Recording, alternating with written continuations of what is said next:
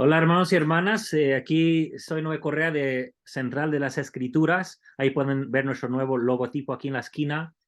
Aquí estamos en la clase por fe y estudio y vamos a hablar sobre las fuentes detrás del Nuevo Testamento. Es un tema que muchas veces no tocamos. Claro, en esta clase no es clase de Ven, sígueme, sino el trasfondo histórico detrás de los textos de escritura y de nuestra fe que tenemos, ¿verdad? Las escrituras y luego de nuestra iglesia. Lo que vamos a hacer es analizar algunas fuentes. Puse las fuentes, pero debería haber puesto únicas o unas fuentes detrás del Nuevo Testamento, porque como sabemos, todo historia, todo libro se va desarrollando y lleva capas de información que se van acumulando después o antes de llegar a su formato final y actual. Así que ya comenzamos y o libros que voy a usar en los cuales me voy a apoyar y muchos más, pero uno que salió en de Brigham Young University, la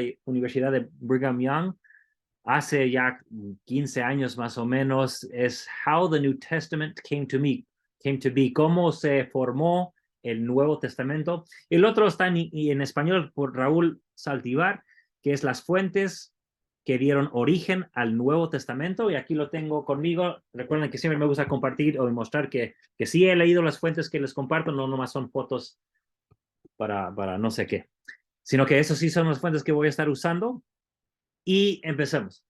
Y voy a empezar con algo que ya he tocado en varias clases. De hecho, en la clase que di con mi sobrino lo volví a hacer, pero rápidamente lo voy a repasar para dar como un punto de partida sobre este asunto de fuentes anteriores al Nuevo Testamento. Así que vamos a hablar un poquito de Esdras.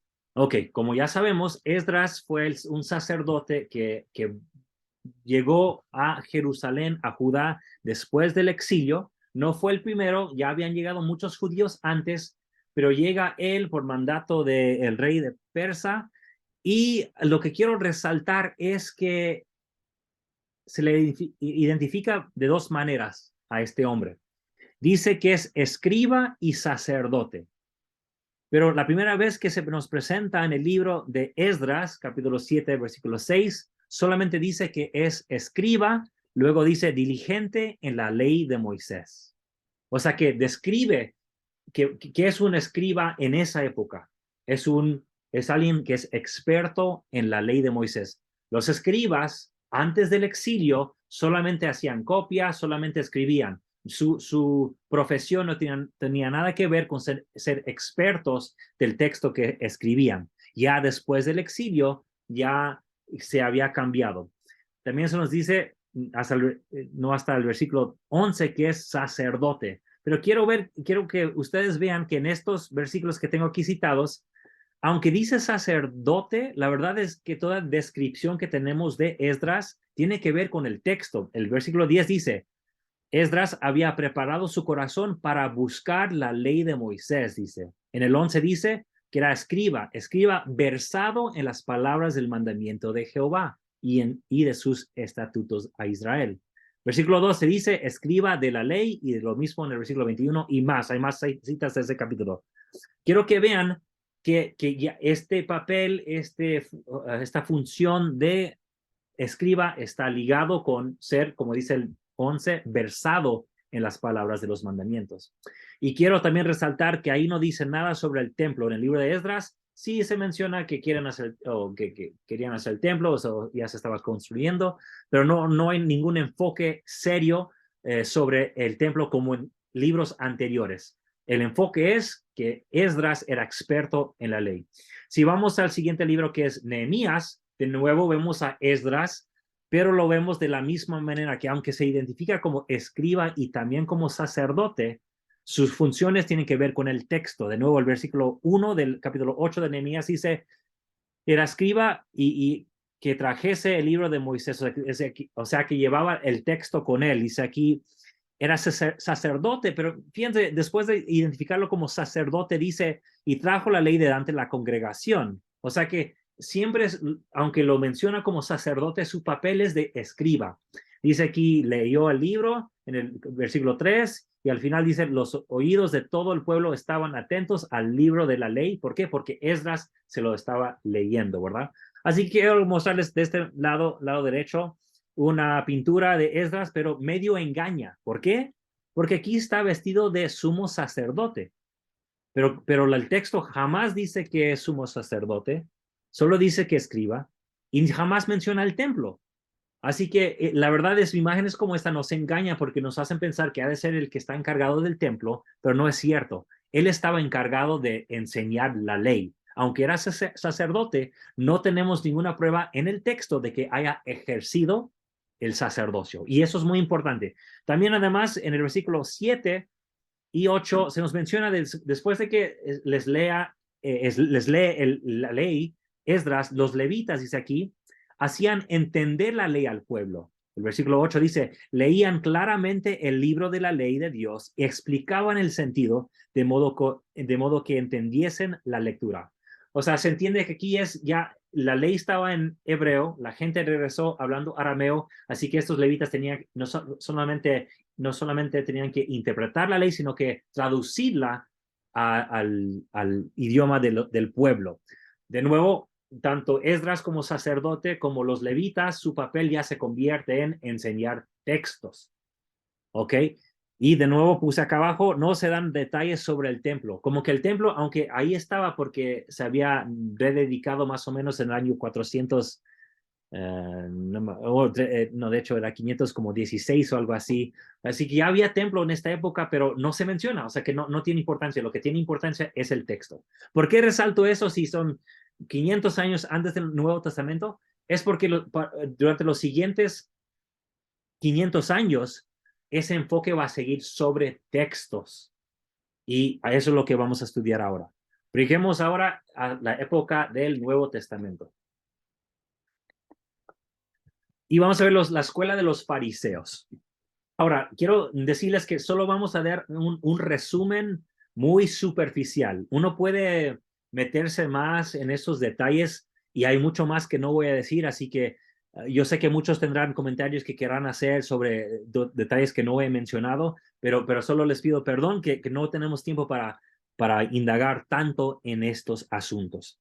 Así que la escuela de los fariseos, ¿quiénes eran? Dice aquí, ellos creían en dos leyes, por decirles así, la ley escrita y la ley oral. ¿Qué era la ley escrita? La Torá, o sea, la ley. Pero el término Torá en esa época significaba algo medio, no fue tan concreto. ¿Qué es lo que quiero decir? Hoy día cuando hablamos de la Torá, hablamos de los cinco libros de Moisés, ¿verdad? Génesis, Éxodo, Números, Deuteronomio, Levítico y Deuteronomio. Pero pero en ese tiempo también se entendía que todos los textos que tenían era su Torah, era cualquier cosa escrita. Y les doy un ejemplo. Si se acuerdan, en el libro de Juan, creo que es el capítulo 10, a ver si fue el 10 o el 8. Bueno, ¿es en el 10 o en el 8? No me acuerdo. Pero ahí está hablando con los judíos que quieren pelear con él. Y luego dice Jesucristo, ¿no han leído en la ley? Y luego cita el Salmo 82. Entonces, si pensamos, bueno, la ley sí es Génesis, Éxodo, Levítico, Números en Deuteronomio, ahí no quedan los salmos. Pero para Jesús, él podía hacer o decir que la ley Torah también incluía los salmos. Así que tenían otro concepto anteriormente.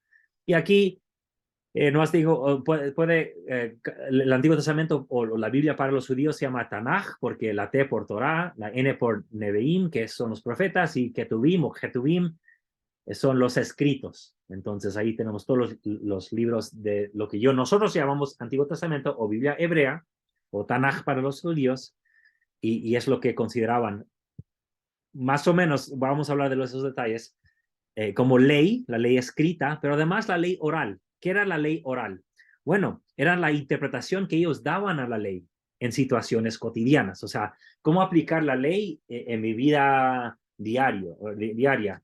Y, por ejemplo, se puede, y eso es lo que se llama el Talmud, que significa estudio. ¿Okay? Cuando escuchan hablar de la palabra Talmud, eso es la ley oral que se convirtió en ley escrita o algo escrito años después, que consistía de la Mishnah, que es la ley oral que fue codificada más o menos 200 años de la era común o la era cristiana. Así que ya había estas leyes, pero no se codificaron hasta después, 200 años después de Cristo. Pero ya existían, era parte de esta ley oral. Y también la Gemara, que son comentarios sobre la Mishnah, y eso fue recopilado más o menos entre los siglos 3 y 4, ya después de Cristo, en la era común o la era cristiana. Y no se confunda, no piensen, bueno, eso vino después. No, eso ya existía, pero no se escribió y no se codificó hasta años después, pero ya existía. ¿En qué forma estaban? No sabemos exactamente porque no tenemos nada escrito de esa época. Y puse aquí, para los fariseos, ambas leyes tenían la misma autoridad. Y eso se puede comparar tanto a la Iglesia católica como a la nuestra. Por ejemplo, la Iglesia católica tiene la Biblia, pero también tiene la autoridad del magisterio, ¿verdad? De lo que dice el Papa y la Iglesia en Roma, eso también es ley para ellos. Pero también lo podemos comparar con nosotros porque no solamente tenemos las escrituras, que son la Biblia y los demás libros canónicos, sino que también tenemos las conferencias generales y también los manuales de la Iglesia y cualquier comunicado que recibimos del Lago Salado, también lo entendemos como ley. Así que no hay que criticar a los fariseos de tener su ley escrita y su ley oral, porque nosotros también tenemos algo muy similar, y otras iglesias también. Y para darles un ejemplo, ellos interpretarían Éxodo 24:12 de esta manera, donde dice, entonces Jehová dijo a Moisés, sube a mí al monte y espera allá, y te daré tablas de piedra y la ley y los mandamientos que he escrito para enseñarles. Entonces ellos, su interpretación, no estoy diciendo que sea la interpretación correcta, no sé diciendo si es malo o mala o buena la interpretación, pero ellos dirían, ok, la tabla de las leyes, las tablas de piedra son la ley de Moisés, la Torá, pero las otras cosas que deben enseñar, eso ya es la ley oral. Así que en estos textos se basan los fariseos para decir que ambas leyes deben ser vigentes y para regir sus vidas. Así que vamos a ver un caso de estos. Por ejemplo, voy a un texto que salió después, pero también refleja la idea que tenían los fariseos, que se llama Halakha Behukotai. No pude encontrar en qué año salió, creo que después del año de Cristo, pero igual nos muestra cómo interpretaban las cosas. Dice aquí, citando Levítico 26, dice, he aquí las leyes y los decretos y las enseñanzas, eso viene del versículo 46, y luego dice este libro, el anterior versículo demuestra que las leyes son las interpretaciones del Midrashot, bueno, interpretaciones, lo que significa, los decretos son las observaciones rituales, las enseñanzas testifican de que dos Torot, o sea, las dos leyes divinas, fueron dadas a Israel, la ley escrita y la ley oral. Así que así interpretaban el texto. Así que vemos un caso del Nuevo Testamento. Vamos a ver Marcos 2 del 23 al 28 para ver cómo o qué hacía Jesucristo con esta gente. Dice aquí, y aconteció que pasando él por los sembrados, en el día de reposo, sus discípulos andando comenzaron a arrancar espigas.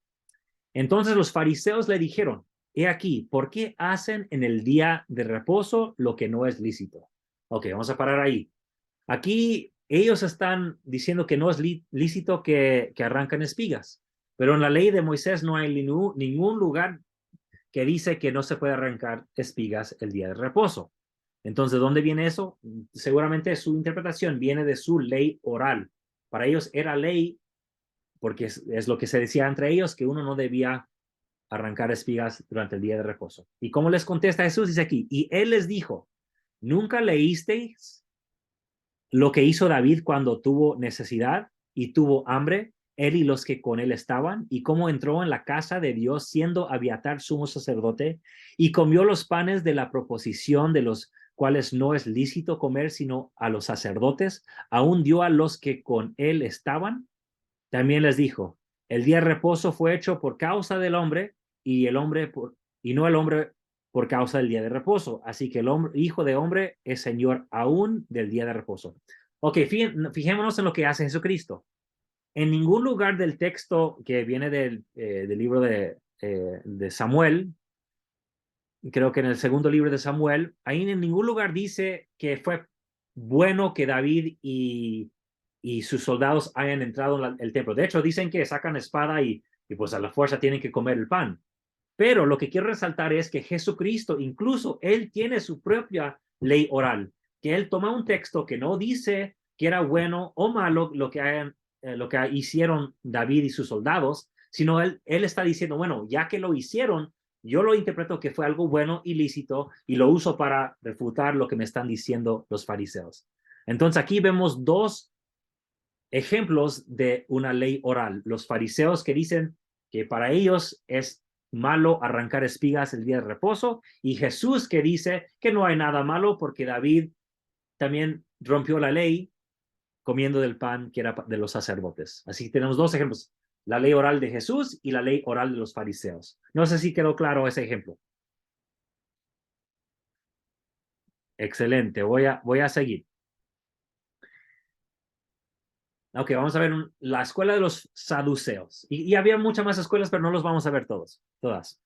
Los saduceos eran de la nobleza sacerdotal, estaban muy conectados con el templo y eran amos del templo, y algunos creen que su nombre pudo haber venido de diferentes fuentes, pero algunos creen que, ya se acuerdan que el sacerdote, sumo sacerdote de David, por un momento tuvo dos, pero se quedó con Sadoc, el cual fue el sumo sacerdote también para su hijo, creo, Salomón.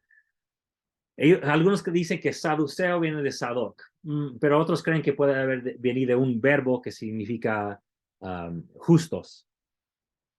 Entonces no sabemos el origen de la palabra de saduceos, pero ellos están encargados del sacerdocio, son el personal que administra los rituales del judaísmo y creen únicamente en la Torá, o sea que ellos no aceptan la ley oral. Se oponen tenazmente al Talmud, que son esas interpretaciones, esos estudios del texto, que tal vez serían como nuestros manuales de escuela dominical o de instituto. Ellos rechazan eso, no solamente la Biblia, como algunos evangélicos. Y se oponen a la literatura intertestamentaria, o sea, la que llamamos nosotros la apócrifa o esos escritos apocalípticos, porque hay muchos más libros de esa época, no solamente lo que llamamos la apócrifa, que sigue estando en la Biblia católica, que todavía tiene esos libros. Hay muchos más, ¿verdad? Ok, vamos a ver un ejemplo donde Jesús se encuentra con los saduceos. Dice aquí, entonces vinieron a él los saduceos, que dicen que no hay resurrección, y voy a pausar ahí. ¿Por qué dicen que no hay resurrección? Porque en la Biblia que tenían ellos, no menciona ninguna resurrección. Ahora, algunos dirán, pero hermano, yo sé que en Daniel dice que algunos se levantarán para la vida y otros se levantarán para la muerte. Sí, pero el libro de Daniel, como he explicado en mis clases anteriores, no fue escrito hasta el año 160 antes de Cristo. Así que el libro de Daniel es el libro más tardío del Antiguo Testamento. Y así que muchos no lo incluían en su Tanaj, en sus libros sagrados, porque fue escrito mucho después. Entonces, muchos otros dirán, bueno, pero también Ezequiel dice que en Ezequiel capítulo 37 dice que vio huesos y que la carne se regresó a los huesos y que se levantaron los cuerpos. Sí, es cierto, pero ahí no está hablando de que van a resucitar para recibir una gloria o una salvación en una vida venidera.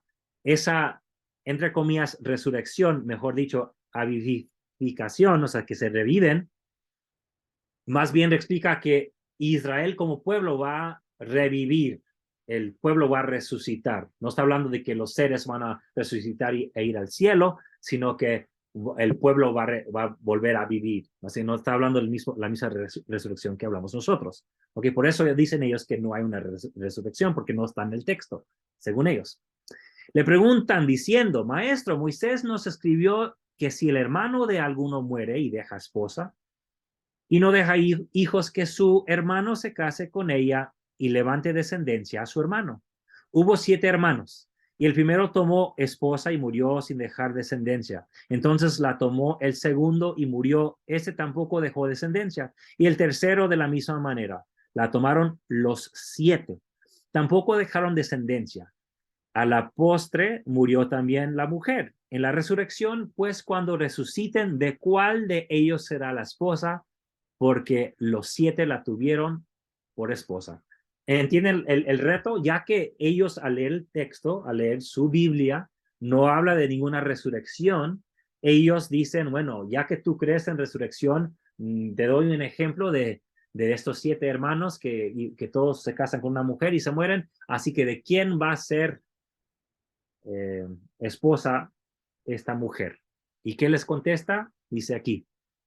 Entonces respondiendo Jesús les dijo, ¿no erráis por eso porque no conocéis las escrituras ni el poder de Dios? Porque cuando resuciten de los muertos, ni se casarán ni se darán en casamiento, sino que serán como los ángeles que están en los cielos. Y en cuanto a que los muertos resucitan, ¿no habéis leído en el libro de Moisés como le habló Dios en la zarza diciendo, yo soy el Dios de Abraham, el Dios de Isaac y el Dios de Jacob?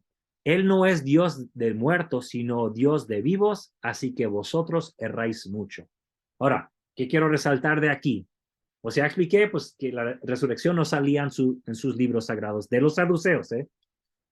Pero dice que no conocía sus escrituras. Pues, ¿cómo no las conocían bueno, no menciona la resurrección? Bueno, esto de 7 hermanos o 7 hombres con una mujer, de hecho viene de un libro apócrifo que está en la Biblia católica, ahí le pueden leer, buscar el libro de Tobías, y habla de 7 esposos de una mujer. Así que esto está, o sea, que están usando un texto no bíblico para refutar, creen que van a refutar las enseñanzas de Jesús, perdón, citando un libro que es apócrifo, que no es escritura para ellos. En segundo lugar, dice Jesús que las escrituras que no las conocen. Bueno, es porque hay algo más. La resurrección sí se menciona, pero no se menciona hasta esa época intertestamentaria.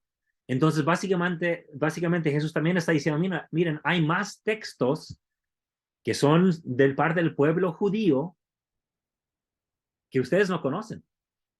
Pero, además de eso, él decide citar un libro que sí consideran escritura, que es el libro de Moisés.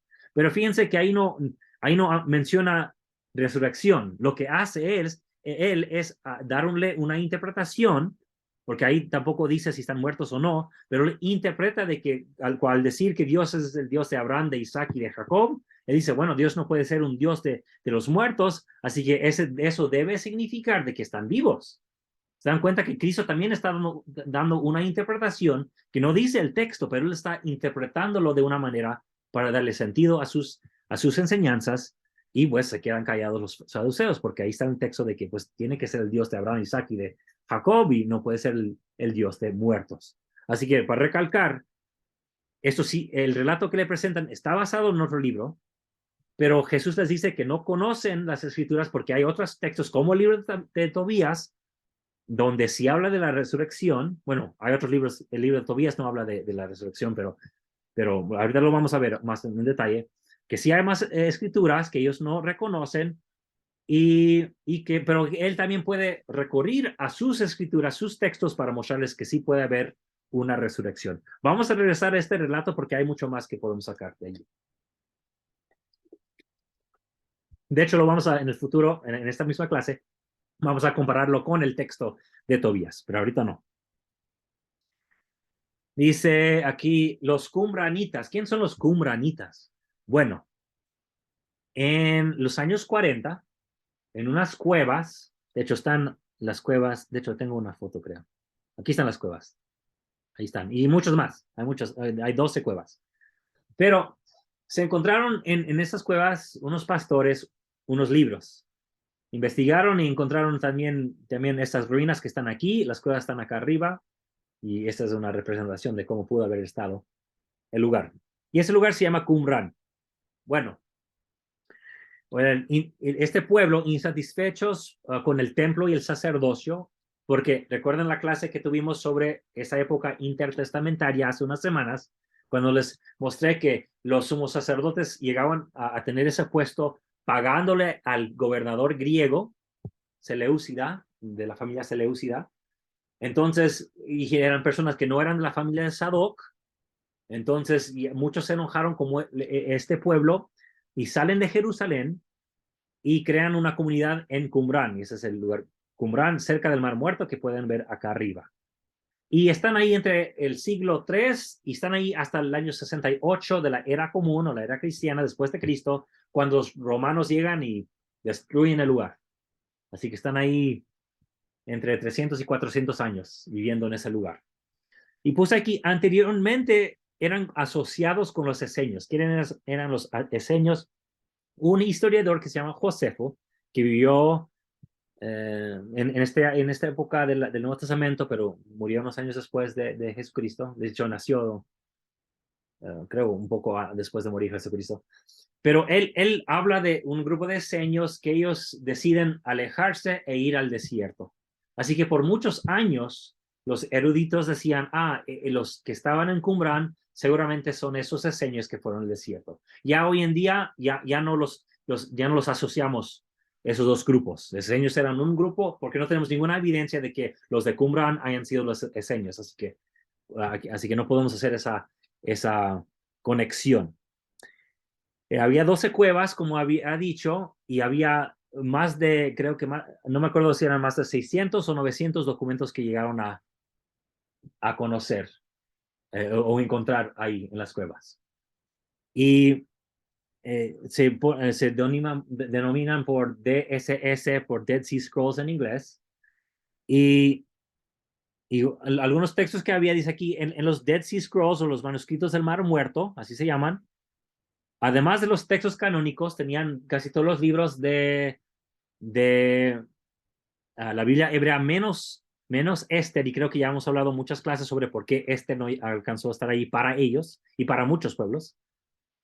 También hay textos apócrifos, ¿verdad? De los que se encuentran en la apócrifa, pero hay textos calendáricos, exegéticos, que son textos de interpretación, de Pesher, que son comentarios históricos, como los macabeos y otros textos. Hay textos legales, textos parabíblicos, y hay textos poéticos y litúrgicos, sapiensales, que son como, bueno, de sabiduría, textos sectarios, o sea, que textos de su secta de los qumranitas, y más. Hay un montón de textos ahí. Esto nos muestra que los judíos de la época de Jesús, porque no solamente ellos, sino también lo que vimos con los saduceos y los fariseos, o tal vez más los fariseos, y otros grupos también, ellos no tenían una lista fija de libros canónicos.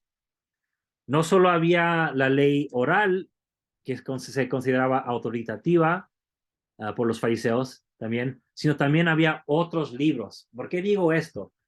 Yo me acuerdo, hace unos días estaba escuchando un video de un cristiano que él citando el libro de Timoteo, donde dice pseudo Pablo, porque dudamos que sea Pablo, ¿verdad? El autor final de ese libro de Timoteo, creo que en el primer libro de Timoteo, donde dice toda escritura ha sido inspirada para la enseñanza. O sea, ya conocen el pasaje, ¿verdad?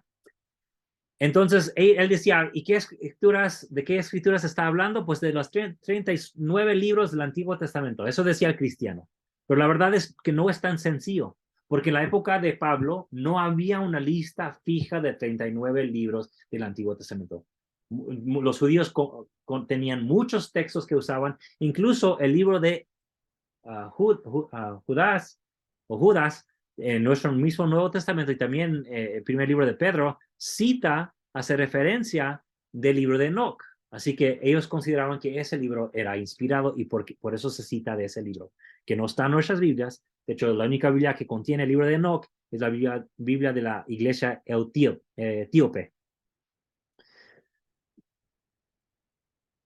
Ok, seguimos. Entonces, para darle un ejemplo de cómo textos o conceptos, por lo menos, conceptos que ya existían como fuente de ideas en el Nuevo Testamento, vamos a ver primero en un libro de Qumran, se encontró en una de esas cuevas, ese libro se llama La guerra de los hijos de luz contra los hijos de las tinieblas. O también se llama La regla de la guerra.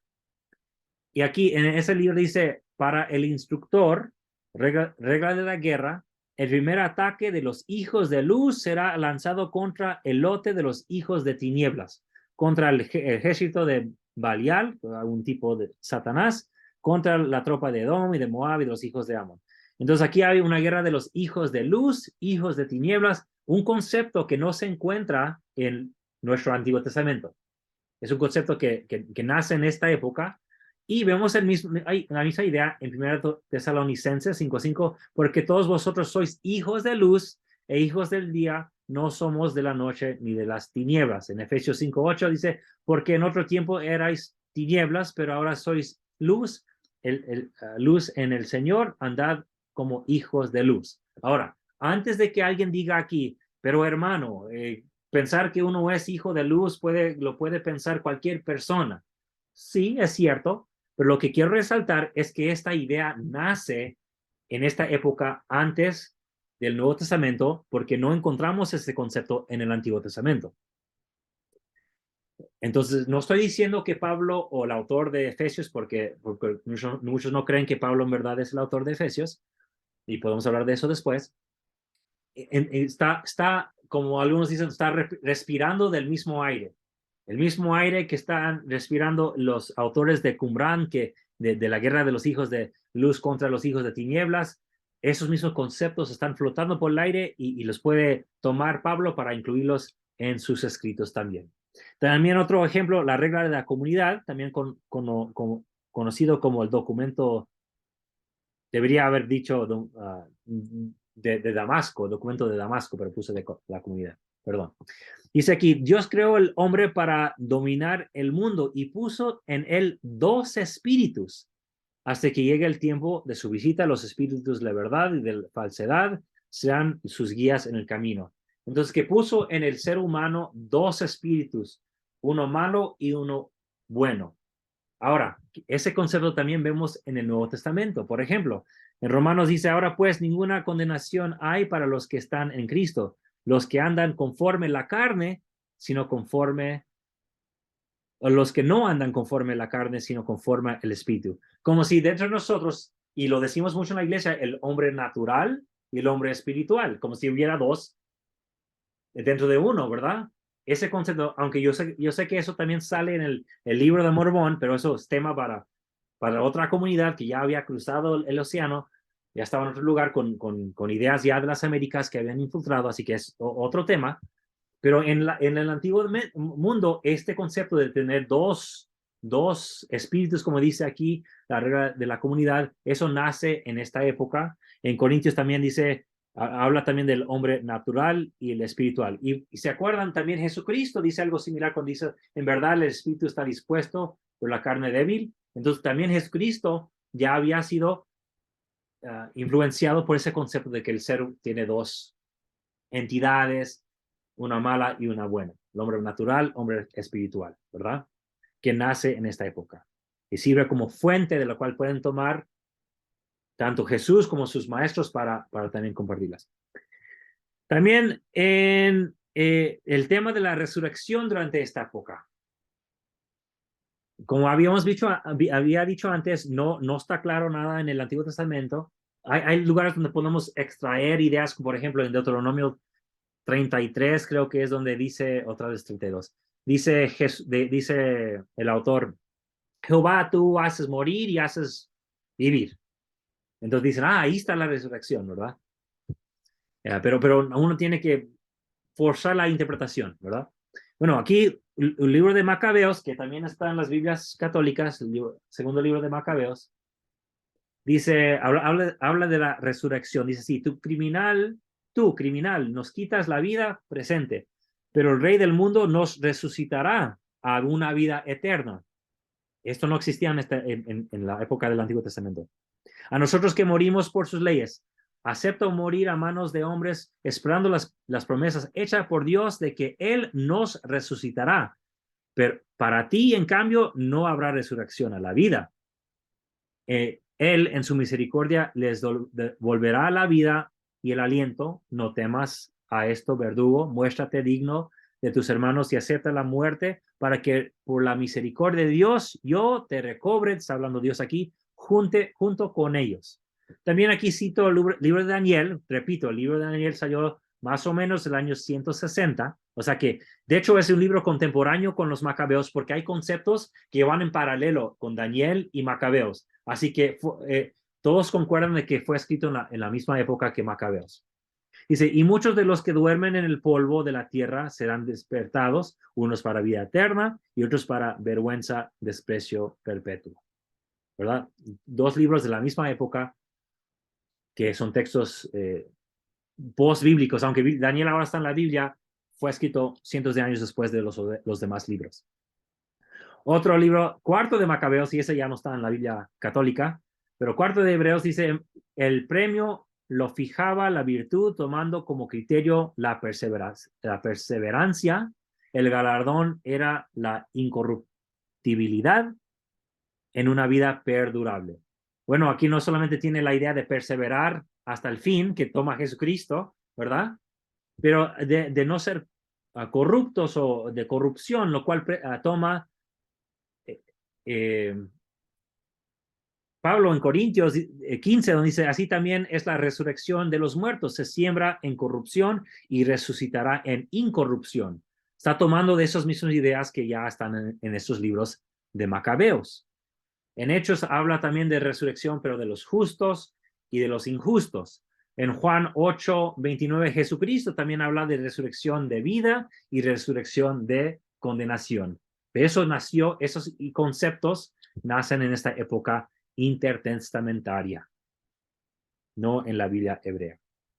Bueno, aquí regresamos al ejemplo de Marcos, de los 7 hermanos, del matrimonio y la resurrección, en ese caso. Ya leímos la parte de arriba. Recuerden que una mujer se casa con 7 hermanos, todos mueren y luego le preguntan de quién va a ser esposa.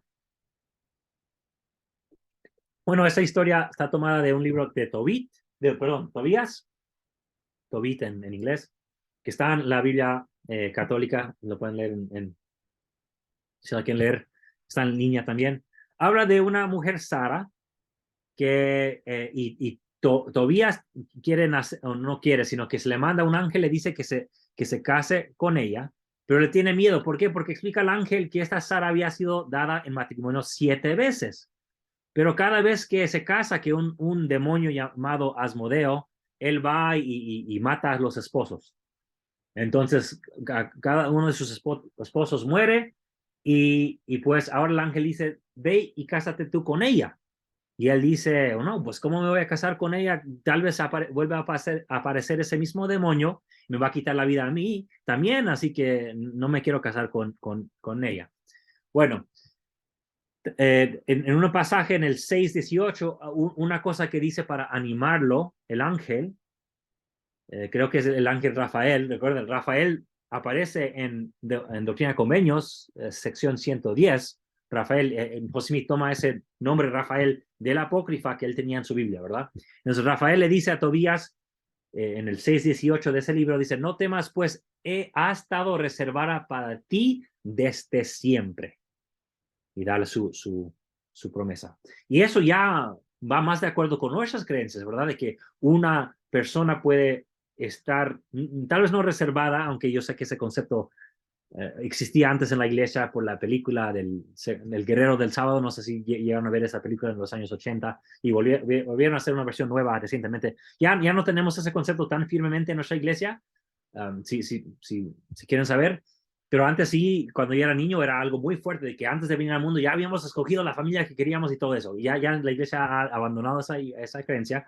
Pero igual, aquí ser reservado para ti desde siempre también implica que desde siempre para siempre también. Así que me gustó algo que dijo mi amigo que trabaja también para Central de las Escrituras, Israel González, nuestro amigo chileno. Él propuso que si hubiera seguido hablando Jesús con los saduceos en esa ocasión, habría dicho, bueno, pero sí se va a quedar con el que había sido, con el esposo con el que había sido reservado desde siempre para siempre. Pero claro, no termina el relato. Así que yo estoy de acuerdo con el hermano Israel González de que yo creo que si hubiera seguido hablando Jesús con esos saduceos había hecho esa conexión. Bueno, eso nos fue para mostrarles que la idea fue tomada, la pregunta que le hacen los saduceos fue tomada del libro de Tobías, un libro intertestamentario. Ahora, las enseñanzas, unos ejemplos de la enseñanza de Jesús. Bueno, no voy a demorar mucho tiempo aquí hablando de, bueno, a ver cuál es este.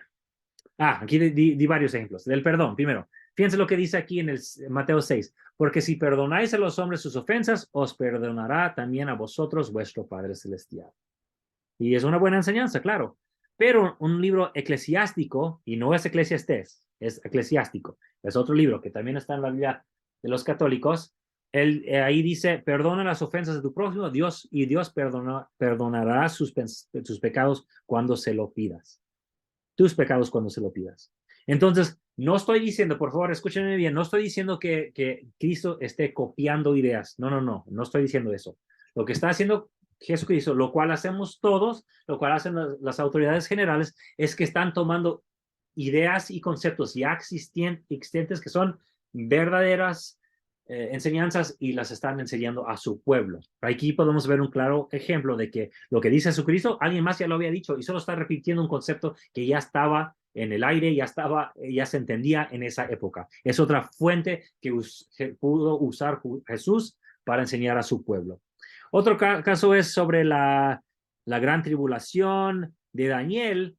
En el capítulo 22 dice de que cuando el templo va a ser destruido, el lugar santo va a ser desacrado, que está en el libro de Daniel, pero también en Macabeos usa esas mismas palabras para explicar cuando los griegos y Antíoco IV específicamente sacrifican un cerdo en el templo, como pueden ver aquí a la derecha, y ponen prostitutas en el templo. Así que claramente Jesús no solamente está tomando sus enseñanzas del libro de Daniel, sino que un libro contemporáneo a Daniel, que era el primer libro de Macabeos. Ahora, un ejemplo más es Lázaro y el hombre rico. ¿Quién se acuerda más o menos de esa parábola? Que nos pueda dar un resumen de 1 minuto, 2 minutos de la parábola de Lázaro y el hombre rico. ¿Algún voluntario? ¿Nadie? Hermana Alba, Mariela, Gerardo, Darinel, James. Ok, nadie. Arnoldo. El joven rico. No, de Lázaro y el hombre rico. Sí, es interesante cómo Solo un resumen, Lázaro, hermano. Lázaro recibe males en esta vida y el hombre rico estaba sin querer compartir de sus bienes y lo veía en la puerta sufriendo siempre. Es lo que recuerdo. Sí, luego van al infierno. No, al infierno no, porque esa palabra no existe en griego. Van a Hades, como dice aquí, está en el capítulo 16 de Lucas, el versículo 23 dice, y en Hades alzó sus ojos, el rico alza los ojos, estando en tormentos, y vio de lejos a Abraham y Lázaro en su seno. Así que en un lugar más arriba, porque tiene que alzar los ojos para ver Sí, arriba, ve a Abraham y Lázaro, que era el hombre ajá. pobre, ahí, ¿verdad? Y hay una conversación entre el hombre rico y Abraham que le dice, no, pues avísale a mi familia. Dice, no, pues ya estás muerto y no hay salvación. Ok, bueno.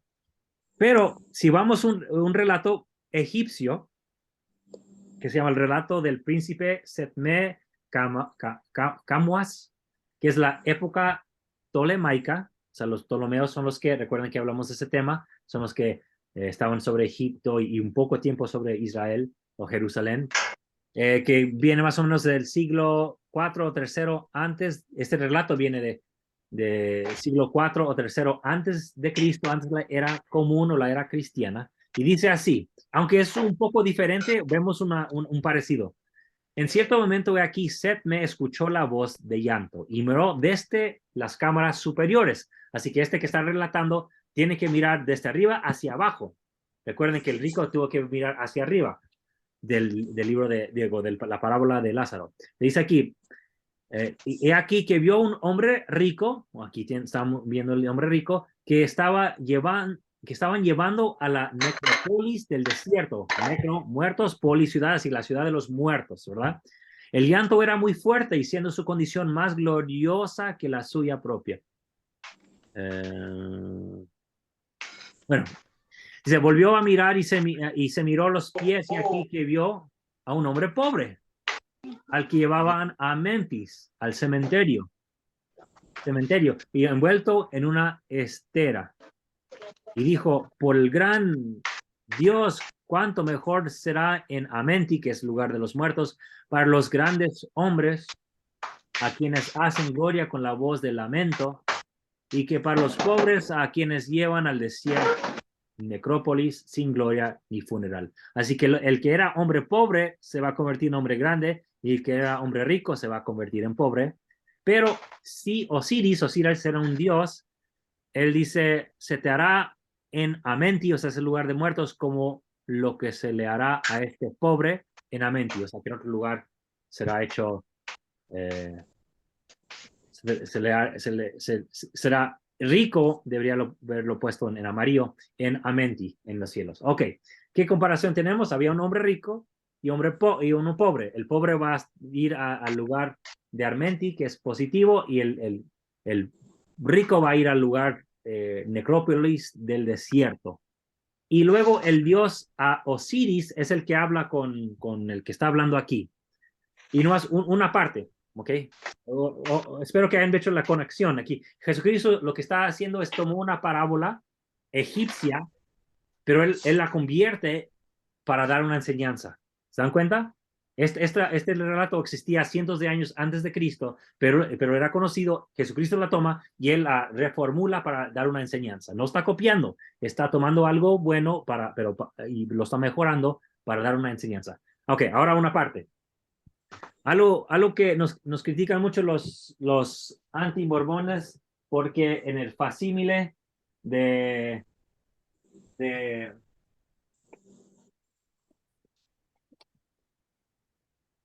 del libro de Abraham, José Smith dijo que el que está sentado arriba es Abraham, ¿verdad? A ver, lo estoy buscando aquí. ¿Dónde están los dibujitos? Aquí está. Dice José Smith, dice, el que está sentado arriba,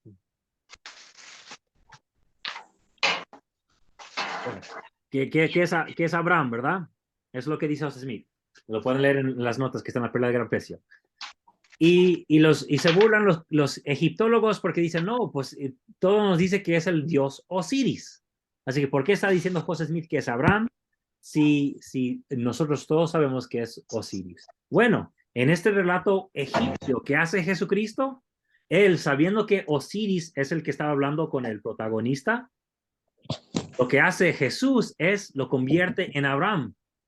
Y es Abraham que está hablando con el protagonista de la parábola. ¿Se dan cuenta? Entonces, eso es una parte, no tiene nada que ver con lo que estábamos hablando antes, pero no se nos puede criticar porque José dijo que Osiris es en verdad Abraham, cuando Jesucristo también toma a Osiris y lo convierte en Abraham. Ok, eso fue una parte.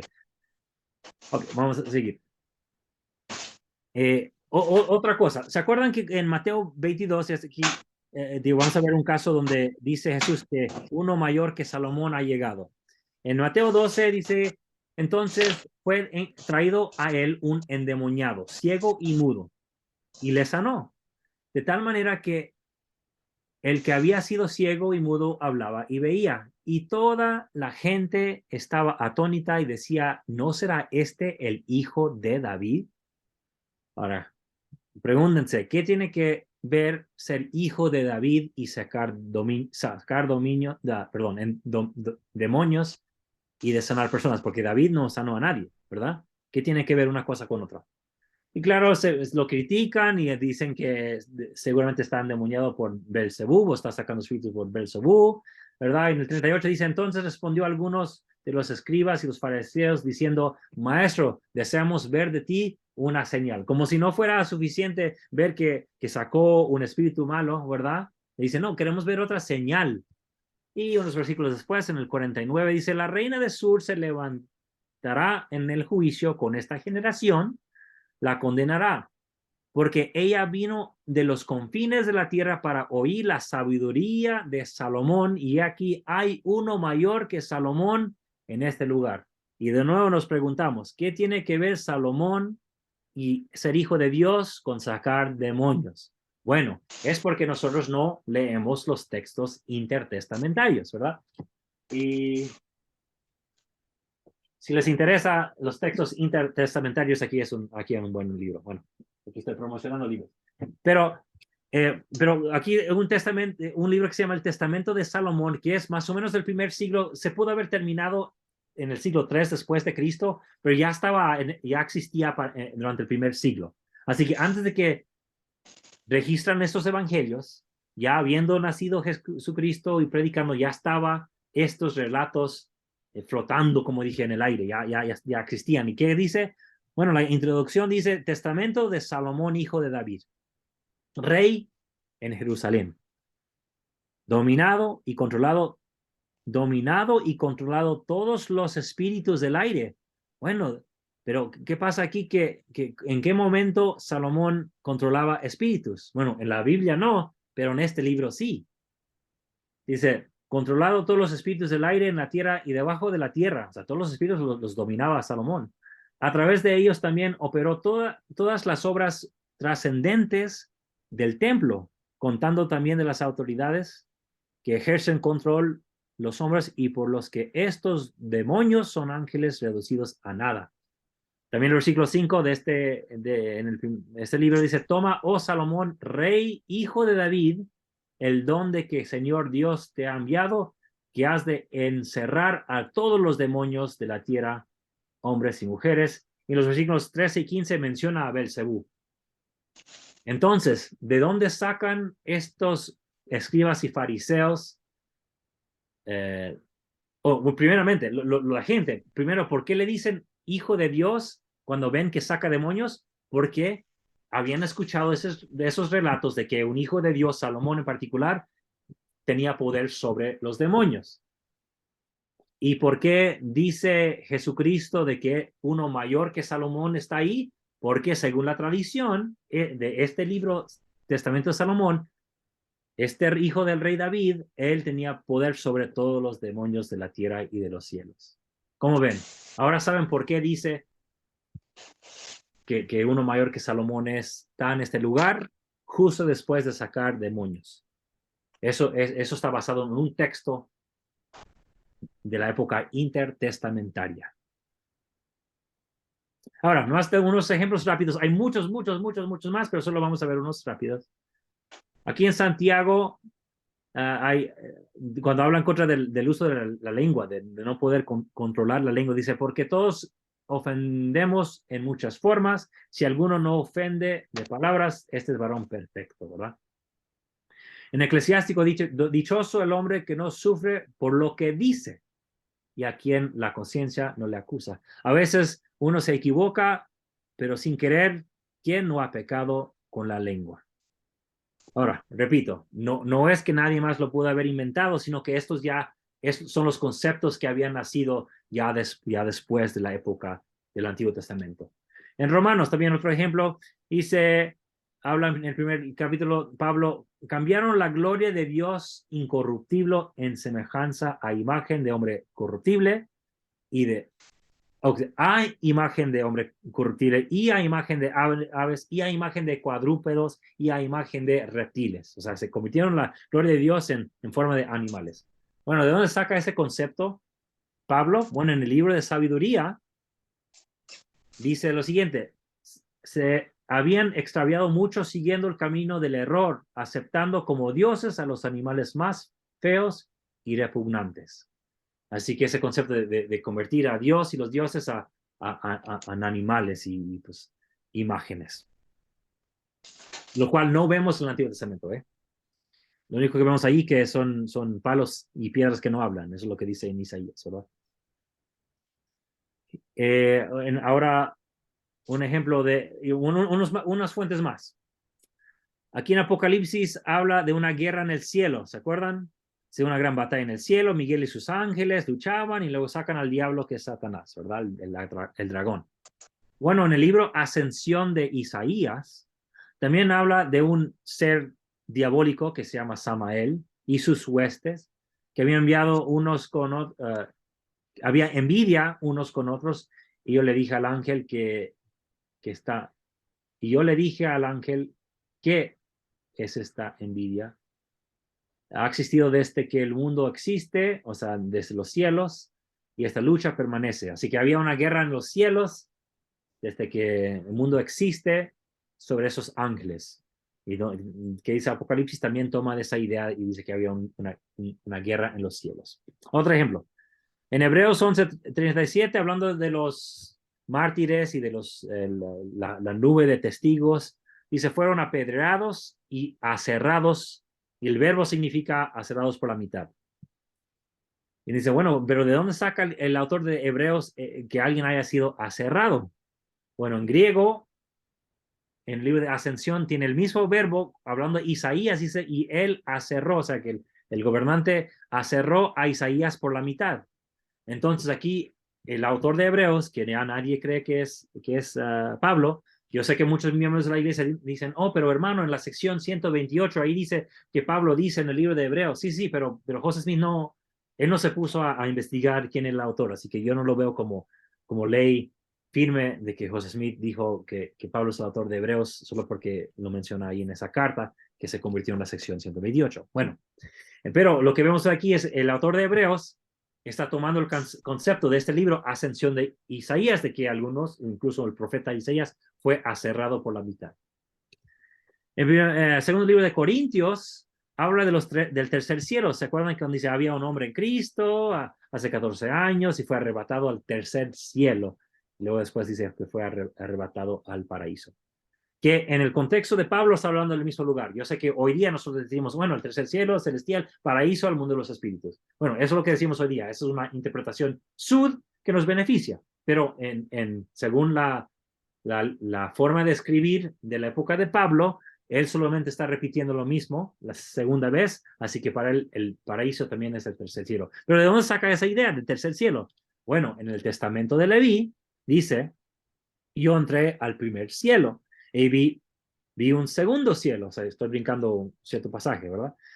Más brillante, o sea, el segundo cielo más brillante. No te maravillas de esto porque tú verás otro cielo, o sea, un tercer cielo más lustroso e incomparable. Así que ¿de dónde saca Pablo la idea de tres cielos? Lo saca de este testamento de Leví, perdón. Claro, no estoy diciendo que no sean verdades eternas, estoy diciendo que Dios a través de muchas épocas fue desarrollando o dejó que su pueblo desarrollara ciertos conceptos que ya como apóstol y como profetas que eran, podían ya usar en sus enseñanzas para enseñar el Evangelio de Jesucristo, las verdades de Jesucristo. Ok, y con esto terminamos.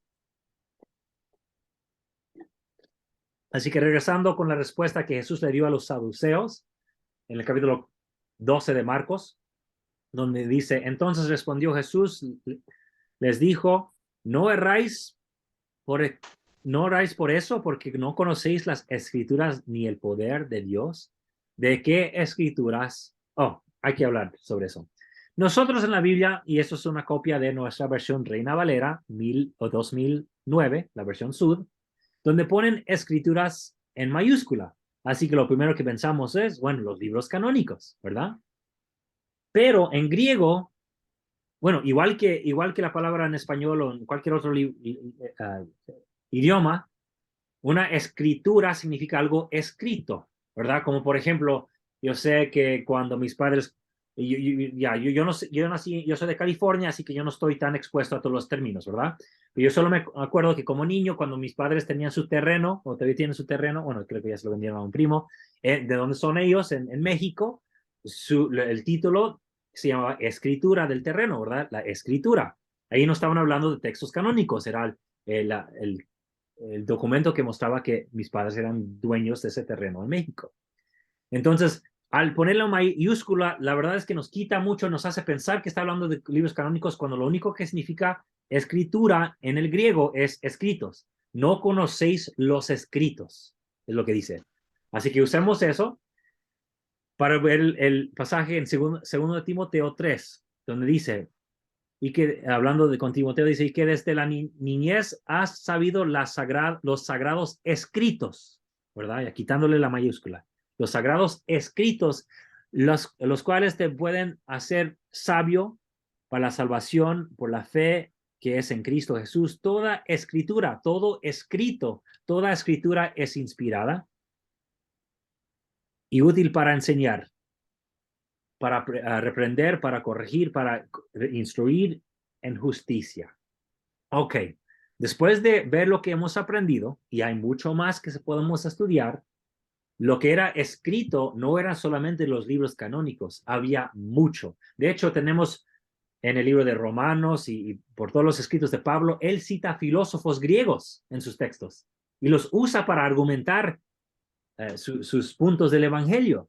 O sea que él toma no solamente de libros intertestamentarios, como nosotros les decimos, libros deuterocanónicos, libros apócrifos, sino que también toma de filósofos, tal como en la conferencia general a veces los que nos hablan citan de libros, de estudios, y no siempre solamente de las escrituras, sino de muchas fuentes. Aquí lo que dice aquí el autor de Timoteo a Timoteo es todo texto escrito puede ser santo. Creo que eso es lo que dice en griego. Y es útil para la enseñanza.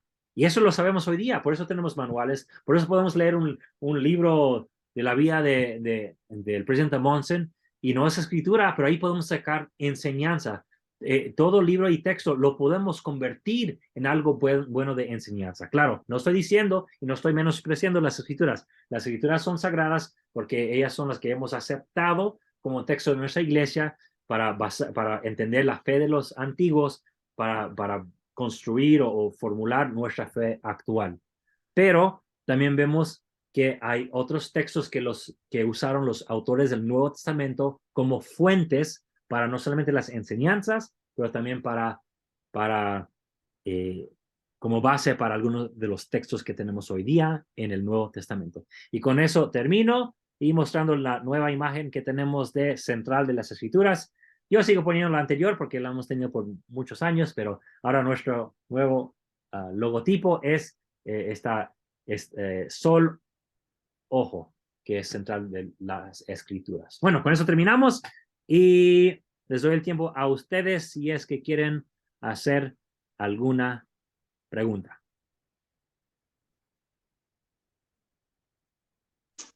Y vemos el aporte de los egipcios y babilonios, ¿verdad? Y algunos otros en la época de Jesucristo.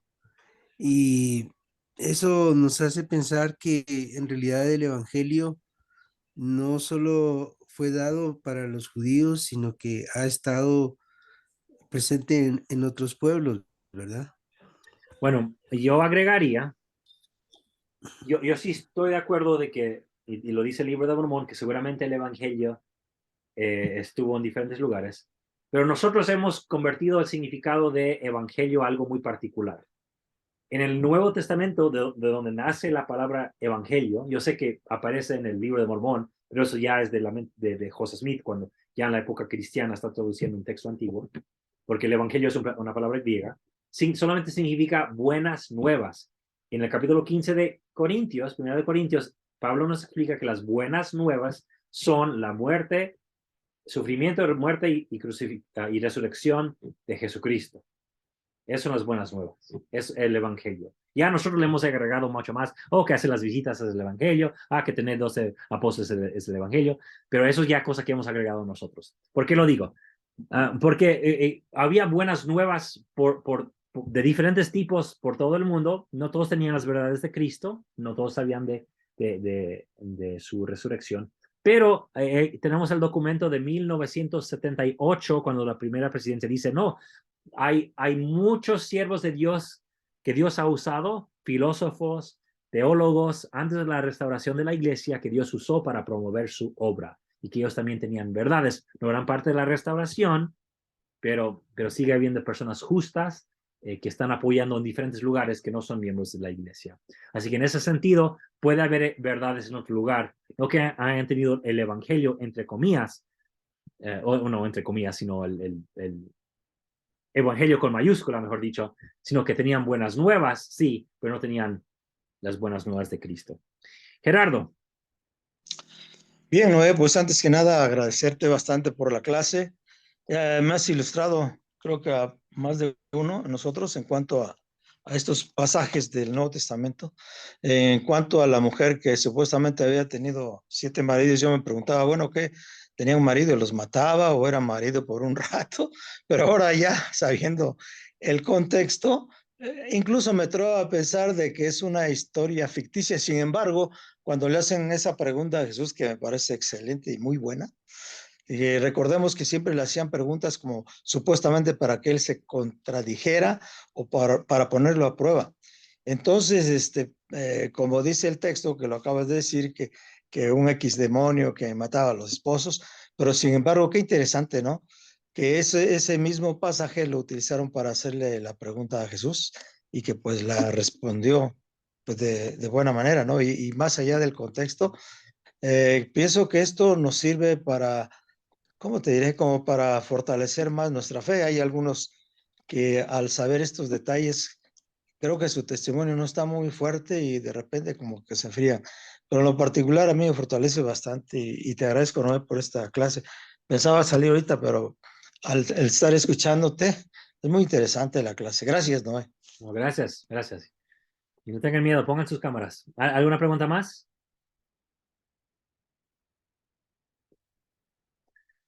No, no, no, por favor, no, al cerrar la llamada, no, no, espero que no, luego salgan todas las preguntas, ¿verdad? Ok, una pregunta, bueno, si no, termino. Ninguna pregunta, Silvia, James, Arnoldo, Darinel, nada, James, ¿Qué tal? No, perdón, no sé si me escuchan bien. sí, Sí, tengo un poco de problemas ahí con el audio y el video, pero aquí estamos. Pues bien, cuando hablaste acerca de el pasaje egipcio que Jesucristo presenta para relatar la parábola de Lázaro y el rico, me hizo pensar y pregunto, eh, tengo entendido que cuando Herodes muere, Jesucristo probablemente todavía no había nacido y el censo de Augusto V todavía no se había hecho y cuando se había hecho no había razón para que saliera Jesús para Egipto, ¿verdad?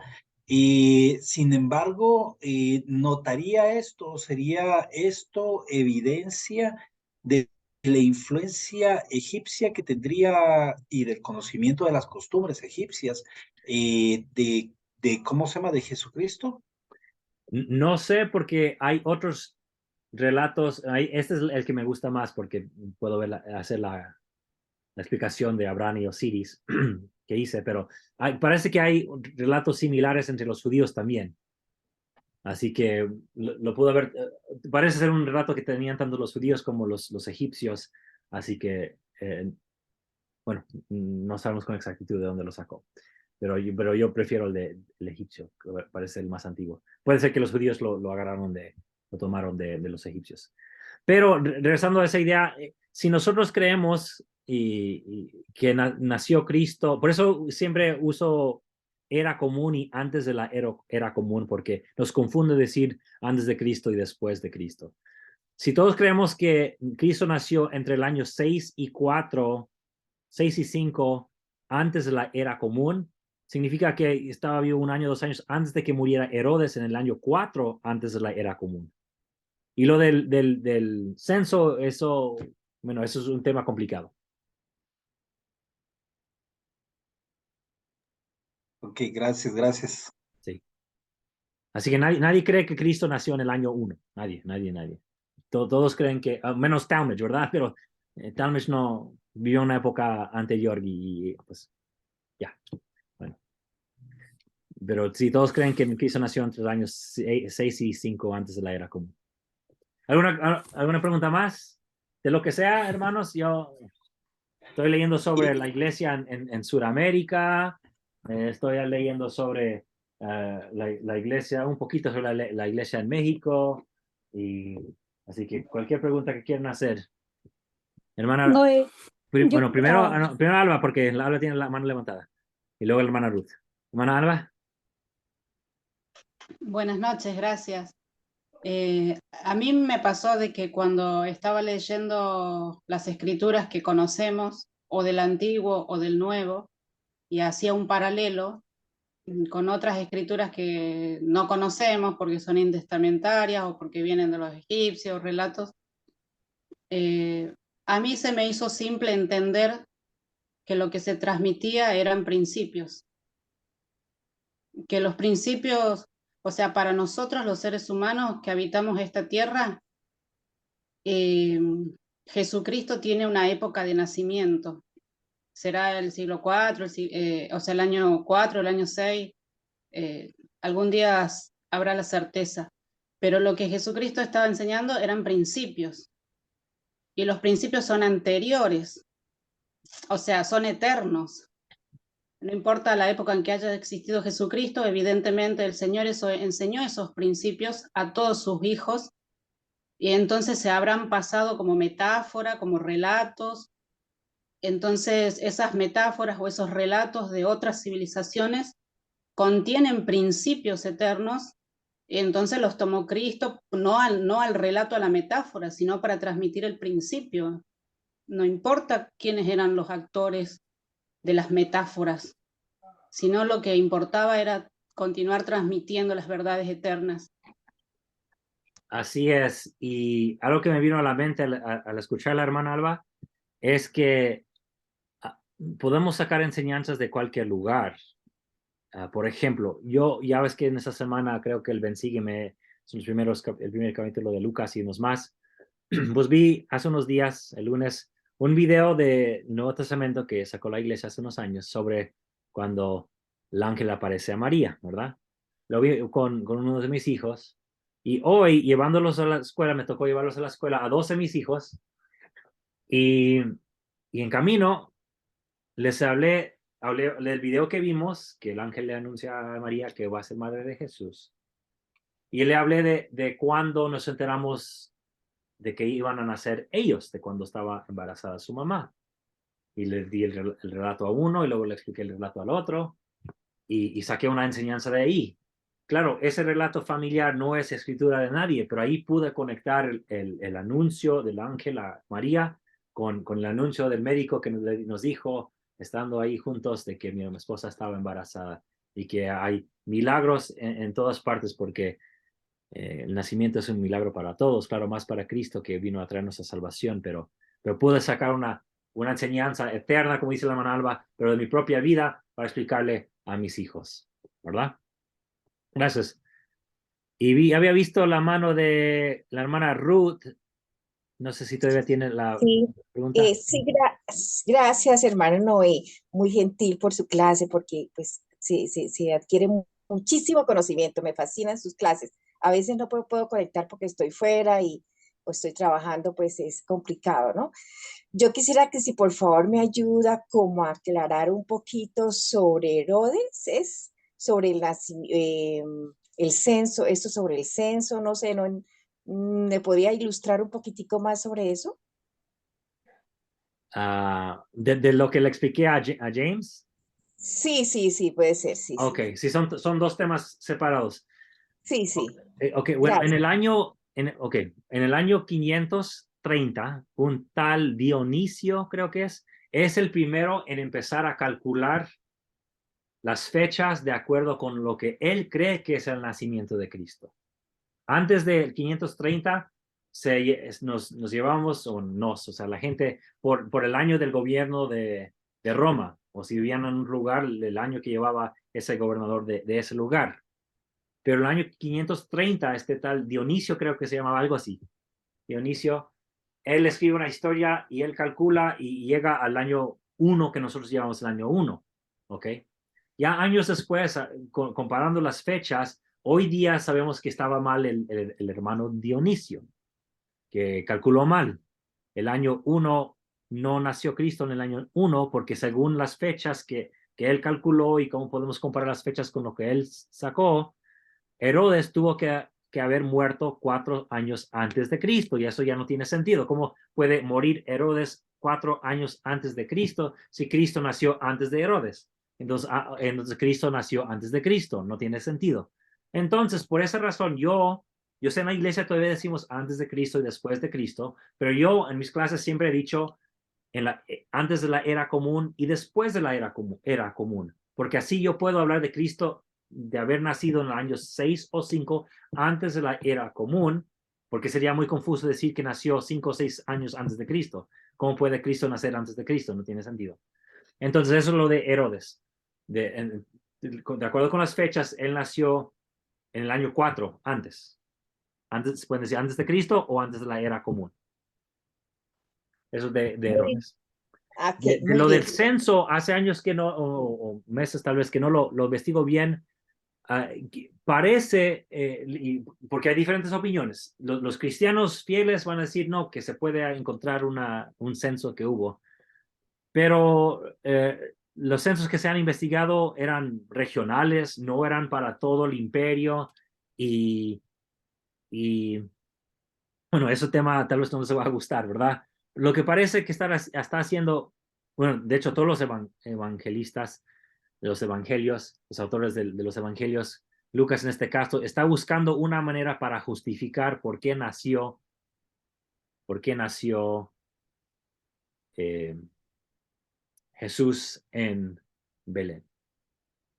Si en el Mateo tiene otra explicación, en Mateo, José y María estaban en Belén desde siempre, regresando y no se va a Galilea después de unos años después, porque ya tiene 2 años y es un niño y sigue en Belén cuando llegan los Reyes Magos, perdón, no son Reyes Magos, los magos. Entonces, según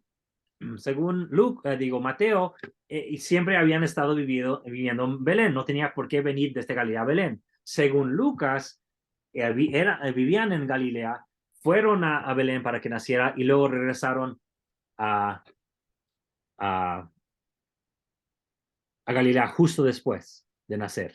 ¿Se dan cuenta? Que hay 2 versiones distintas en Mateo y Lucas. Lucas es el único que usa el censo, el Mateo no usa el censo porque él dice que ya vivían en Belén desde siempre. Hermana, bueno, Muy bien. veo 2 manos más, pero yo sé que la hermana Silvia tenía una pregunta, pero todavía no ha levantado la mano. No sé si le voy a dar el tiempo para ver si quiere hacer su pregunta. Sí, lo que quería comentar es simplemente que es importante para nosotros conocer las fuentes que dieron origen al Nuevo Testamento, pues para poder entender los relatos, ¿verdad? Porque están ubicados en un tiempo pasado, tenemos que entender por qué hablaban de esa manera, por qué se expresaban de esa manera, por qué las personas interactuaban de cierta manera. Entonces, se me hace muy interesante. De hecho, estoy tratando de conseguir el libro que usted mencionó, porque, bueno, para mí sí es importante, ¿verdad? Saber eso, conocer más el entorno. Siempre que estoy leyendo las escrituras, me gusta imaginarme que estoy ahí.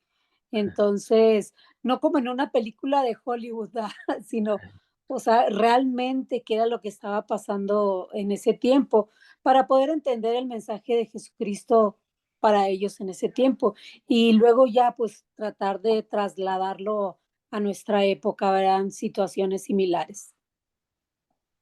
Eso era lo que quería comentar. Excelente, gracias. Ahora, hermana Alba, acaba de bajar la mano, no sé si tenía una pregunta. ¿O fue la misma mano que tenía levantada? No, solamente iba a hacer un comentario acerca de los fariseos, que, bueno, centralizado en ellos, pero entendiendo como usted desplegó en la clase que había fariseos, saduceos, con ramitas, que eran distintos a los esenios, pero yo siempre sentía a los fariseos como enemigos de Cristo los tenemos, ¿no? En el Nuevo Testamento, casi como opuestos a Cristo. Y bueno, y ahora me surge la idea de que ellos quisieron adherirse a la ley, porque estaban tan rodeados de influencias externas, y para no perder su identidad de hijos de Dios, de discípulos de Dios, buscaron adherirse a la ley. Pero después aparentemente hubo alguna tergiversación en el camino y llegaron al estado en el que estaban cuando Jesucristo estuvo entre ellos. Pero me parece ahora como que ellos tuvieron la buena intención, la sana intención de adherirse a la ley para no perderse, pero se adhirieron tanto a la letra que se confundieron del espíritu. Solo eso, gracias. Sí, quiero comentar sobre lo que dijo hermana Alba. Recuerden que estos libros de los evangelios quieren convencer a su lector de que Cristo es el verdadero Mesías. Con esa finalidad, igual como los primeros historias de la iglesia, bueno, no los primeros, los que salieron como en el siglo pasado, los que sacaron el siglo XIX eran más fieles a la historia. Los que salieron en el siglo pasado, todos los manuales que recibimos en los años 70, 80, 90, tenían un José Smith muy limpio y muy perfecto. No es hasta este siglo presente que ya se están publicando más libros sobre cómo en verdad era José Smith, como en los libros santos. Yo sé que ese es el tomo 2, pero en el tomo primero, aquí tengo también, muestran a José Smith más como persona. De igual manera, en los evangelios quieren mostrar a un Cristo muy bueno. Tal vez después puedo hablar de lo que quiero decir, porque claro que fue bueno porque es el Hijo de Dios, pero quieren mostrar malos a todos los demás. ¿Por qué digo eso? Porque si prestamos mucha atención y leemos con un ojo muy crítico, veremos que Pablo y Jesús estaban más cerca de los fariseos que cualquier otro grupo. Por ejemplo, los fariseos eran los rabinos. ¿Y cómo le llaman a Jesús? Rabí, ¿verdad? Los saduceos no eran rabinos, ni nadie más, pero le llaman a Jesús Rabí. En el libro de Hechos, vemos que había fariseos entre el grupo de los cristianos. Eran parte del grupo, de la iglesia. Vemos que Nicodemo y otras personas eran fariseos y estaban cerca de Jesús, ¿verdad? Vemos cuán cerca estaba Jesús de las Escrituras, y vimos un ejemplo de los dos con sus leyes, basándose en la ley escrita y también la ley oral. O sea que Cristo también actuaba y enseñaba como un fariseo, pero claro, tenía otra interpretación. Así que en verdad estaba más cerca a su forma de enseñar, de interpretar, está más cerca de los fariseos que cualquier otro grupo. Pero los evangelios lo que quieren decir es, no, todos eran malos y Cristo era el bueno. Así que, y creo que hemos hecho lo mismo por muchos años. Decía, no, toda iglesia cristiana no es buena porque nosotros somos la restaurada, pero hoy día ya vemos a los apóstoles haciendo conferencias con nuestras iglesias y ya vemos un cambio muy diferente. Yo me acuerdo cuando salió una foto del presidente Nelson con el Papa, en Facebook publicamos la foto que fue recientemente, apenas hace unos años, y había miembros de la iglesia que decían, ¿por qué está el presidente con esa iglesia abominable? Bueno, qué forma de hablar, ¿verdad? Son cristianos que quieren hacer el bien ahí entre sus feligreses, ¿verdad? Y si el presidente de nuestra iglesia está reuniéndose con el Papa, ¿qué tiene de malo, verdad? Entonces, de igual manera, tenemos que ver eso, que los autores de los evangelios también tienen su sesgo, quieren decir que los demás eran malos y Cristo era el único bueno. Pero ya vemos a muchos fariseos fieles como Nicodemo y los que vemos en el libro de Hechos. Bueno, ok. Hermano James. Ahora sí. Bien. Ya me aclaró parte de la pregunta que iba a hacer, puesto que quería entender un poco acerca de la escuela filosófica, podríamos llamarle, que llevaba a Jesucristo y Juan. Ahora bien, Juan, su padre fue el gran sumo sacerdote y él hasta quedó mudo porque no creía lo que le iban a, pues lo que le habían declarado, ¿no?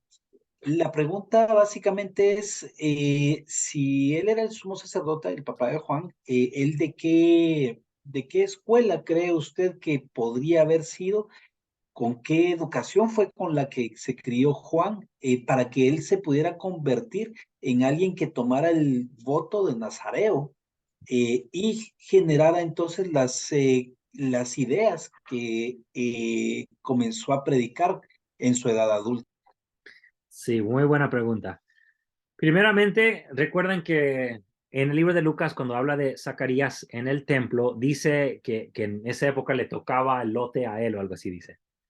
Si vemos en el libro de Crónicas, vemos que la familia se divide y que a cada familia se va asignando cuándo va a ejercer el sacerdocio dentro del templo, de acuerdo con Crónicas y el libro de Lucas.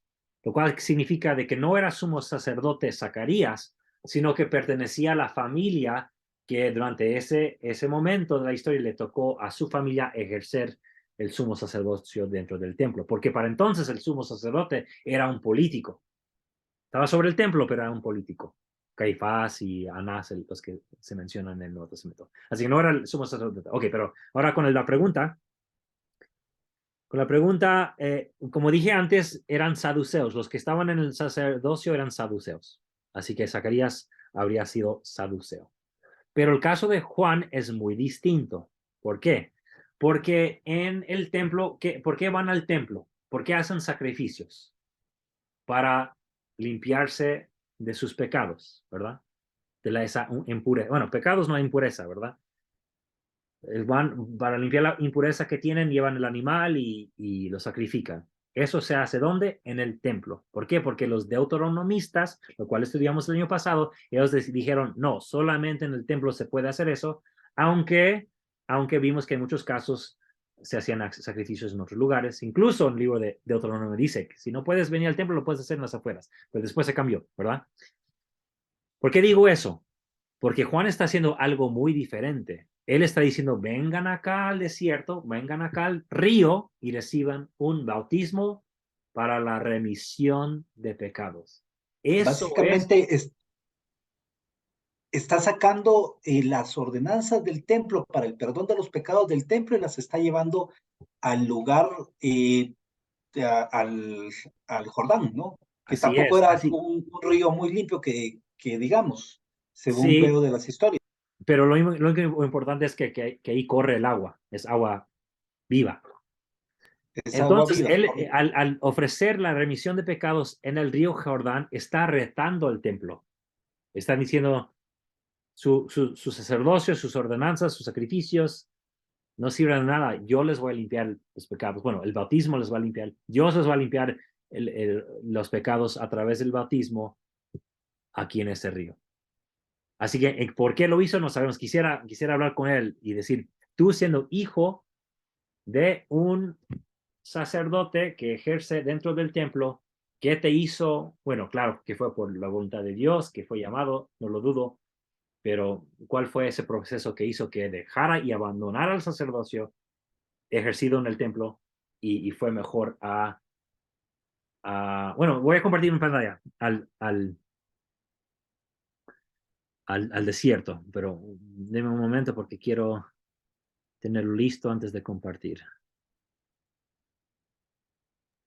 Ok, entonces básicamente lo que yo estoy viendo en esta escena es que Jesucristo seguía una corriente más bien farisea, aunque no era parte de la escuela farisea, no era parte de este grupo como político, y Juan venía de una línea saducea que a la vez retaba al templo con sus leyes y ordenanzas, ¿correcto? Sí, pero podemos decir que no había como una sola escuela farisea, tal como no hay un solo grupo de judíos. Hay judíos ortodoxos, hay judíos reformados, hay o judíos de todo tipo. Y de hecho hay un montón de mormones también, usando ese término para todos los que creen en el libro de Mormón.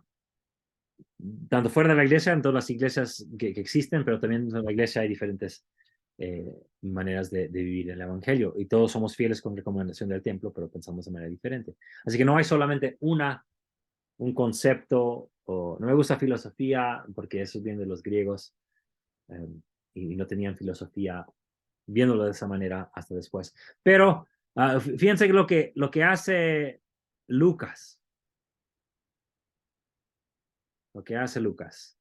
dice aquí, en el año 15, ¿sí ven mi pantalla, verdad? ¿Ven Lucas? ¿Sí? ¿No? Sí, Sí. correcto. Sí, Ok. No se queden callados, hermanos. En el año 15 del imperio del Tiberio César, siendo gobernador de Judea Poncio Pilato y Herodes, tetrarca de Galilea, y su hermano Felipe, tetrarca de Iturea, y de la provincia de Traconite y Lisanias, tetrarca de Abilinia, siendo sumos sacerdotes, no solamente uno, sino dos, Anás y Caifás. Voy a leer eso una vez más. Siendo sumos sacerdotes Anás y Caifás, vino la palabra de Dios a Juan, hijo de Zacarías, en el desierto. ¿Se dan cuenta de lo que está diciendo Lucas? Habiendo dos sacerdotes, sumos sacerdotes en el templo, la palabra vino a Juan, no a ellos, al que estaba bautizando en el desierto. Fascinante, ¿no? También me suena fascinante el hecho del significado de Juan, que etimológicamente viene de Johannes, si no mal recuerdo, en hebreo, que significa el fiel de Dios, ¿no? Siendo en contraposición a los del templo, que aparentemente ya no eran fieles a Dios, porque pues, entonces si no hubiera venido la palabra de Dios a ellos, sino a alguien afuera del templo. Sí. Pero los nombres, bueno, sí, podemos hablar de los nombres, pero... ¿Y qué opinión les merece la Lo parte siento, hermano donde... Arnoldo, pero usted no tiene la mano levantada, la tiene Gerardo. Yo soy muy estricto así. Respetar a los que están en la clase. Bien, gracias, Noé. Mira, Gracias. concerniente a lo que decía la hermana, que los fariseos parece que siempre estaban en contra de Jesús. Fíjate que este Mario Sabán, que es un judío, nos los explica de la siguiente manera. Dice, el debate entre fariseos era muy común en esa época. Únicamente lo sabemos por Jesucristo, pero ellos siempre debatían. Y él dice, hasta la fecha, los judíos debatimos. Alguien nos pregunta, ¿y por qué los judíos debaten? ¿Y por qué no? Dice él. Entonces, en esa época dice que había dos corrientes dentro de los fariseos, una de Hillel y otra de Shammai. Los de Shammai eran a rajatabla fundamentalistas. En cambio, los de Hillel, pues eran más abiertos, eran más aperturados, etcétera. Él dice que a esta corriente de Hillel pertenecía Pablo, porque Pablo fue enseñado por Gamaliel, quien era hijo de un tal Simón, y Simón era hijo de Eliel. Entonces, en los fariseos dice que había estas dos corrientes, ¿no? La de Shammai, que era rajatabla, y los de Hillel, que eran más abiertos, y él incluso encasilla a Jesús en esta corriente de Hillel, ¿no? Ese es el comentario que hace Mario Sabán. Gracias. Gracias, hermano. Y vamos con Arnoldo, su comentario vamos a terminar. Hermano Arnoldo. Gracias. Y con relación a los bautismos, pareciera que la doctrina de bautismos existía por el hecho de que no se opusieron al que realizaba Juan, y posteriormente en Corintios leemos que tampoco se opusieron cuando se presentó el bautismo por muertos. Pero entonces, si existía el bautismo, ¿estaba fuera del templo? ¿Pertenecía a otro lugar o hasta Juan empieza el bautismo? Hasta Juan. Yo no estoy de acuerdo de que no opusieron, porque Juan está abiertamente oponiendo el templo, diciendo que que Dios puede conceder la remisión de pecados fuera del templo, sino en el río Jordán. Y hay mucho que decir sobre el capítulo 15 de 1 Corintios, y así que no voy a entrar en ese tema hoy día. Pero no podemos nomás leer un pasaje y decir, lo aprobaron. No, no es tan sencillo, hermano. Entonces, lo que sí sabemos, bautismo es la palabra griega, ¿verdad? Que solamente significa hundir. Los judíos antes de esta época, bueno, perdón, en la época del Antiguo Testamento nadie se hundía en la Biblia. Y repito, el libro de Mormón es otro caso, hablemos del libro de Mormón en otro momento, no entra aquí. En la Biblia hebrea, el Antiguo Testamento, nadie se hunde en el agua de esta manera. ¿Okay? Ni el general sirio que Eliseo dice que se bañe 7 veces. O sea, eso es otra cosa. No tiene que ver con el bautismo. Entonces, ya en la época intertestamentaria, época del Segundo Templo, algunos empiezan a hacer lo que se llama mikveh, donde ellos sí se meten en el agua, ellos solitos van al agua, se hunden y salen, ¿verdad? Y tenemos esas pilas, por llamarles así, en Qumran hay muchos, así que en esa época ya la gente se estaba hundiendo en el agua.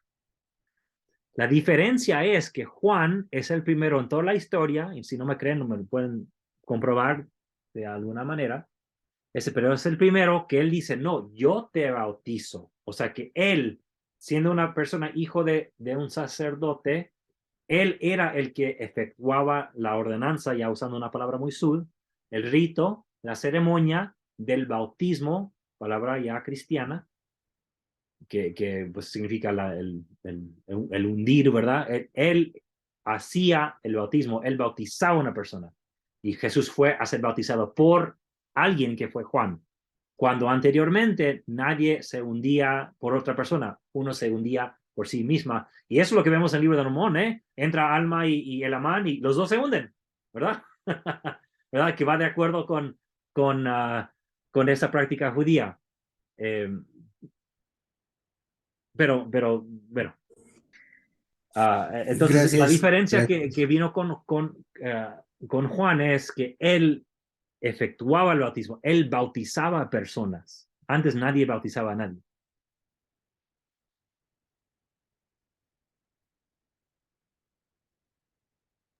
Gracias. Sí, es interesante esa parte de las buenas nuevas, ¿verdad? Que en realidad a partir de Cristo y el bautismo que él está diciendo que es de remisión de pecados, iba a ser posible solo gracias a Cristo. Así es. Muy bien.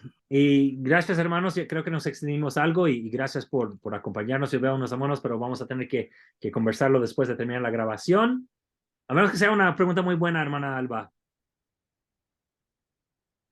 Hermana Alba. No sé si será Bueno, buena. hágala, pero tenemos poco tiempo. Bueno, voy a tratar de ser breve. Solamente como un comentario de lo que ya dijeron acerca de que saca la ordenanza del templo para acceder al perdón de pecados, la purificación, pero no solamente saca la ordenanza, sino que la cambia, porque en el templo es holocausto y afuera del templo es sumergirse. Y eso me llama la atención de que cuando le dice el ángel que le iba a poner Juan, y cuando sucede que le están poniendo Juan, los que están ahí le dice, pero nadie se llama así en tu árbol genealógico, en tu casa, nadie se llama Juan. Más allá de lo que signifique Juan, es como me parece a mí que es una manera de decir, nadie va a hacer lo que va a hacer este hombre. Así es. Así es. O sea, no hay nadie en la familia de los sacerdotes que vaya a hacer lo que Dios le va a encomendar a este Juan. Por eso nadie se llama Juan, porque él va a ser el primero. Así es. Gracias. Ok, hermana Silvia. Sí, usted comentó que no se sabe nada acerca del bautismo, que Juan fue el que empezó con esa ordenanza, sacó la ordenanza del templo y le quería decir, bueno, en lo que sepamos hasta ahorita, ¿verdad? Porque pues la historia se va descubriendo día a día y los libros que usted mostró, los archivos que usted mostró de los egipcios de otras regiones, pues antes no se conocían, ahora los conocemos. Entonces no sé si después salgan otros libros de que hable acerca de las ordenanzas que efectuó Juan o hasta de la prédica de Jesucristo, ¿verdad? Para ese tiempo fue revolucionaria. Para Sí, nosotros es revolucionaria porque si analizamos el Antiguo Testamento y el Nuevo Testamento, o sea, es otra cosa completamente diferente. Entonces, ahorita usted ya nos dio ciertos antecedentes de eso.